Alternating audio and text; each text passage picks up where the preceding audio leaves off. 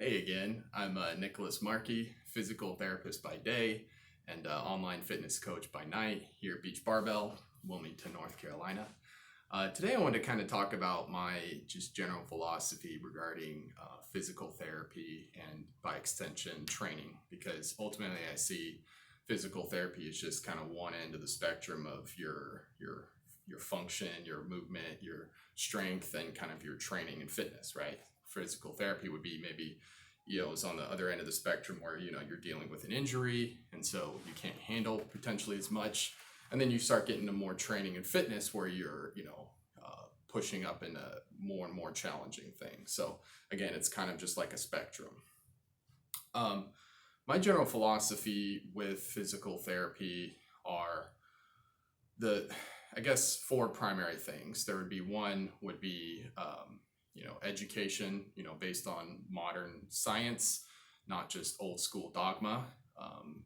Keeping up to date via research, both like practical research, real world, we call like effectiveness studies, and then also actual mechanics, like what actually makes sense in terms of human physiology. Because sometimes something may be what we think is effective. Generally these are not very good studies, but plausibility and biological plausibility for human physiology doesn't really make a lot of sense. So then you really got to question the actual effectiveness, and then when you actually dive into a lot of those studies, they're usually not very good, unfortunately. So education is huge, and education, big part of that is really improving someone's ability to take care of themselves and understand themselves. So we call that self-efficacy, that I can actually take care of myself, right? I have the ability and the confidence to do so. And then coupled with that, there's the second piece is reassurance. So reassurance is in the smallest short answer is like, generally you're gonna be okay. Like, I'm not gonna sell you a story that this is horrible and this is bad. I default to being very uber positive, because at the very least someone will at least walk away and go, wow, he's a nice guy, hopefully. Or two, and also that if there is any fear or anxiety or just self-doubt, low confidence, low self-efficacy, hopefully my attitude towards them and what they can accomplish, being very encouraging, supportive with my reassurance, will help hopefully bring them a little closer to where they do feel like they are able to do things and take care of themselves. So reassurance is huge. And then third would be smart exercise prescription. So trying to beat the minimum effective dose. So that's like the minimum we need to do to actually like do something about ourselves and our problem. Now within physical therapy, it's hard to say within a few weeks if someone's maybe feeling better from physical therapy. It's hard to say if there's really a lot of change with like muscles and stuff, because muscles take quite some time to build and develop. But there's probably changes going on. There most likely are changes going on in like the nervous system and how the body operates. Maybe it's moving more efficiently. Maybe it's also letting go a little bit of pain and allowing this person to use their body more, which is great. And with that exercise prescription comes along with the education and reassurance as well, kind of coupled with that. So that they understand, what they can do going forward, because eventually they're not going to be working with me as physical therapists. Generally people work with me maybe a month, 2, 3 months. If it's something like an ACL repair, then you might start off with a little bit more, maybe kind of in the middle to early beginning to middle or something, and then you kind of gradually taper off as the person's kind of doing well and taking care of themselves, been check-in and whatnot. But in general, most physical therapy is probably going to be like 1, 2, or 3 months. And so the goal is that them, once the patient's done, that they can take those skills and feel confident that they can continue improving themselves, their problem, and their health, right? All good things. And then the fourth would be kind of an understanding of medical screening, like signs that things maybe need further referral. And this could be, things related to more mental health, like if someone's dealing with some depression, because depression it has been seen to be correlated with pain. Okay. So depending on what's going on, there might be, warrant referral to, a mental health professional, or maybe other medical things, like you're just, someone's complaining of pain, and, you assess them and it's just really not behaving mechanically, by like, movements and load and stuff. You might have that's going to kind of raise a few flags there. And so you want to make sure you're monitoring that, and then, obviously getting them the appropriate referral, so that they can take care of the problem, because, they potentially may not be a physical therapy, exercise therapy type solution there. So I half jokingly refer to myself as a medical personal trainer, because really I don't do any manual therapy, like strict ritualized manual therapy, as it's commonly said. I used to. In the beginning of my career, I was a big manipulation guy, cracking people's backs, cracking people's upper back, cracking people's necks. I loved it, right? I felt really good about it. And like myofascial release, all that stuff. I loved all of it, because someone would come in with a problem. You do this cool thing. It's like, there's all this ritual about it. Like, we're going to, change this X, Y, Z, which probably isn't happening, but you think it seems to kind of make some sense. And then they feel better. And so it confirms your bias and go, oh, see, I knew it was this problem because my thing fixed you, right? Fixed you. A person would feel better. You show them like an exercise or whatever to do. And then they'd come back, and oftentimes they come back kind of about the same. And you're kind of like, all right, let's do it again. And so I just gradually, my use of those things, manual therapy, and that kind of ritualized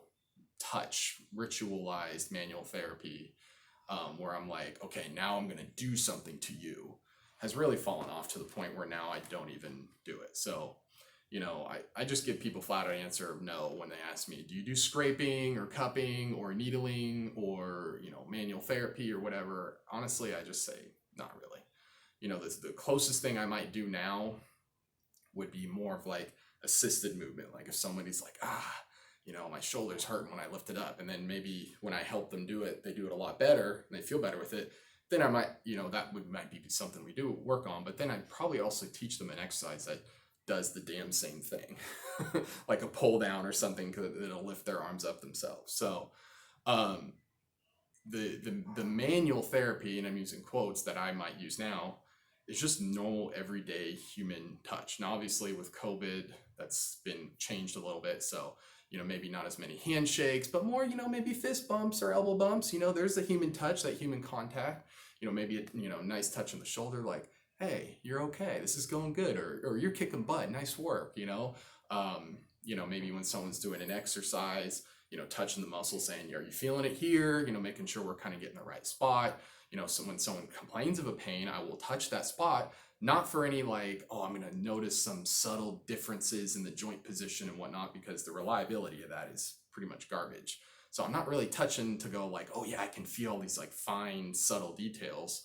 I'm just more touching to, one, make sure there's nothing, crazy going on, like some big mass or something in the area, but also make, kind of assure them that, look, I'm assessing the problem. Okay, so the pain's right here, but then maybe it moves over here, maybe it moves over here. So I want to touch that area because there's a lot of reassurance with that. And we do that naturally when we hurt something. We sit there and we touch it and rub it and kind of check it out and make sure we're okay. So I also apply that same thing when I'm assessing somebody. So it's pretty simple. So I don't do any sort of ritual like, okay, now you're going to lay down and I'm going to do this thing because it's going to do blah, blah, blah, blah. No, I don't do that anymore. Because frankly, it's the temporary thing. Now, if somebody wants that, there's a bajillion other physical therapists, chiropractors, acupuncturists. There's tons of them out there that will do all that stuff. I got no problem people seeking that out. I just personally think it's on a lower priority list. So if someone's not doing, movement and exercise to take care of themselves, something that they can feasibly do on their own, right? Like maybe after my guidance and kind of teaching them the ropes and what to do and how to do it and how to progress it and how to regress it, blah, blah, blah, all those factors, and then they can take that for the rest of their lives and keep continuing taking care of themselves and their health, empowering them, giving them the self-efficacy to take care of themselves. They're not doing that, and they're just doing, massages and needling and manual therapy and back cracks, alignments, whatever. There's a problem there, right? And there's a risk we run when we just do that stuff, and that's like the prime mode of treatment. There's a risk that you kind of create this dependency, that the person starts to learn that, oh, I need this when I have X problem. When here's the thing, I've had tons of patients where, normally, like they might come in thinking, oh, I need a massage, or I need this, like that. I hear their story, talk with them, they're feeling at ease. We assess them, check out their movement, check out their range of motion, their strength, all that stuff. And then we go try a few exercises and they actually feel better, right? They get a similar effect that they would get from one of these, what we might call passive treatments, where something's being done to them. But then we do exercise and they feel a little bit better from that. Now that's probably a temporary better feeling, because most likely both of those things are placebo when it changes that rapidly, because muscle and nerves aren't going to change within, a couple of minutes. Those take some time, but that's okay. I'm okay with them getting placebo. That's why I try to be as nice a human being as possible to people, because I want to enhance that placebo. I want them to feel at ease. I want them to trust me. I want them to feel good when they see me and then come work with me. And then I can layer on top of that good quality exercise, which is, as we know, super healthy for just about every system in your body. And at the same time, if I can teach them how to use that, do exercise even when they are in pain, and maybe at the very worst, it doesn't make their pain worse, right? Like maybe their pain doesn't change at all, okay, but they can still exercise. That's a good thing. Maybe they do the exercise and their pain gets a little bit better. That's an awesome thing, right? But at the same time, they're learning how to exercise, how to make themselves healthier and stronger, and a more resilient human being. And then they can take that and use it in their life, going forward. Whereas all that passive, I'm going to do this to you, where do you go with that? They can't take that away. Now, does that mean I won't teach someone like a simple, like for instance, a lot of people like to get their upper back cracked, they give you a hug and pull you up and you get all those pops in the middle back, right? A lot of people love that. Whatever, you could pay someone to do that. I usually just show someone how to do it with a towel roll or a foam roller, and then they can just do it, and then they can do it on their own, right? So if you can teach them a way to, or a lot of people like to use little, balls, tennis balls or something, and rub their muscles on it, like whatever. It's like a self-massage. I don't care about that. Would I go and buy like a Theragun that's like $200-300 for that? I personally wouldn't. Buy like a tennis ball. And again, if you like paying for those things, and you like those things, like you like to go get your massage because you don't mind the money and the effort, totally awesome. But if you're totally neglecting exercise as a mode of health and potentially helping your problem, then I think there's a problem there. And so that's why I have zero problems kind of thinking and referring to myself as a glorified and or medical personal trainer, as a physical therapist, because to me, exercise therapy and prescription and dosage and training and supervision is like one of the highest value things I can provide to people. Not only that, I really enjoy it. It's like super fun for me. So not only are those passive things, like I just don't enjoy doing them, like, so I have no confidence in them. I could do all that. I could do a lot of that stuff. I wouldn't needle because I just don't really care to do that. But the snap, crackle, pop, the myofascial release and the massage and all that stuff, yeah, I could do all that stuff, but I just got no passion in it. So people can pick up on that. So and I'd rather someone know this about me now before they even walk into my doors. So they're not, there's an expectation. They have an expectation of what they're going to get from me. And so with that, you now know if you need expert, smart exercise prescription, medical personal training via my physical therapy services here in Wilmington, North Carolina, you know what I'm about, right? If you're looking for that other kind of passive, people do stuff to you kind of stuff, you probably shouldn't reach out to me for that. If you've used that stuff and you're not really getting anywhere with it, maybe reach out to me and you try my way. I'm not saying my way works for everybody or is perfect, but certainly I feel like I've helped a lot of people. And even if I don't necessarily change their pain at all, at least don't make it worse. That's my goal. Then at least they can walk away with some knowledge and of exercise and use that in their life going forward. So anyways, I want to thank you for listening and watching today. And again, I'm Nicholas Markey, physical therapist by day, online fitness coach by night here at Beach Barbell in Wilmington, North Carolina. Certainly reach out to me if you need some help, and I'll see you next time.